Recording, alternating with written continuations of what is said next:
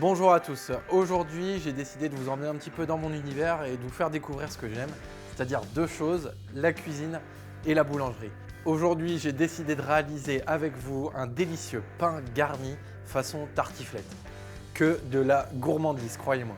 Du coup, pour cette recette, j'ai décidé de faire un super pain de campagne ici, il fait environ 2 kg. N'hésitez pas à le demander directement à votre boulanger. On va prendre aussi 4 oignons jaunes, assez gros quand même, 1,3 kg de pommes de terre à chair ferme. On a du reblochon forcément, donc j'en ai pris un petit et un gros. On a en tout à peu près 600-700 g de reblochon, 2 belles cuillères à soupe de crème fraîche épaisse et du jambon blanc, j'ai pris 6 tranches. Et pour l'assaisonnement, sel, poivre et noix de muscade. On va pas perdre de temps, on va tout de suite commencer par préparer nos pommes de terre. Ici, je les ai simplement nettoyées, mais je les ai pas épluchées et on va les couper à la mandoline sur une épaisseur d'environ 1 mm. Bon, pour la quantité de pommes de terre, je crois que j'ai vu un peu gros, on va s'arrêter à 1 kg, ce sera largement suffisant. Ensuite, on récupère une casserole, on va porter tout ça à ébullition, on a à peu près 2 à 3 litres d'eau.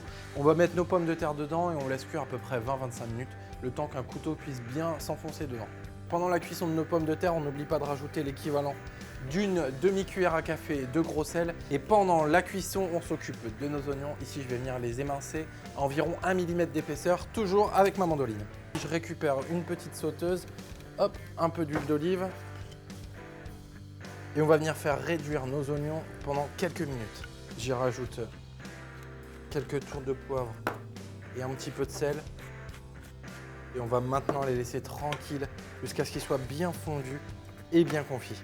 On ne perd pas de temps, je récupère un petit peu de crème fraîche, 2-3 cuillères à soupe, 2 pincées de noix de muscade et on rajoute tout ça avec nos oignons. Et ben voilà, c'est parfait, on approche déjà de la fin de notre recette. On va maintenant s'occuper de l'assemblage. Je récupère mon pain et je vais venir y tailler un petit chapeau et enlever la mie. Bon, vous inquiétez pas, si vous voulez garder la mie, on peut très bien l'utiliser pour faire un petit pain de viande à côté. Ici, je vais mettre une belle couche de pommes de terre qu'on va bien étaler au fond. N'hésitez pas à tasser, vous allez voir, il y a de la quantité. Un petit peu de sel, un petit peu de poivre et encore une pincée de noix de muscade. Par-dessus, je rajoute quelques oignons. On rajoute ensuite 3 voire 4 tranches de jambon. Ici, moi, je les ai mises 2 par 2. Je recouvre bien toute ma surface. Et c'est le moment de couper notre petit reblochon.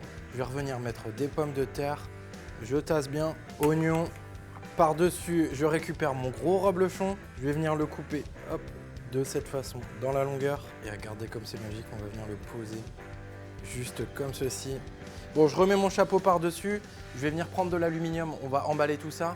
Et on met au four pour 15-20 minutes à peu près à 180 degrés, histoire d'avoir un fromage parfaitement fondu. Allez, dernier moment intense, on va maintenant couper notre pain. Et maintenant, ah là là, ça a l'air juste parfait. Bon, soyons sérieux, je vous demande de m'excuser pour cette recette à plus de 3000 calories la part. C'est juste monstrueux, je suis tellement impatient d'y goûter. Et pour les autres, pour ceux qui n'aimeront pas forcément une recette aussi grasse, promis, la prochaine fois je fais des légumes. A bientôt et bon appétit.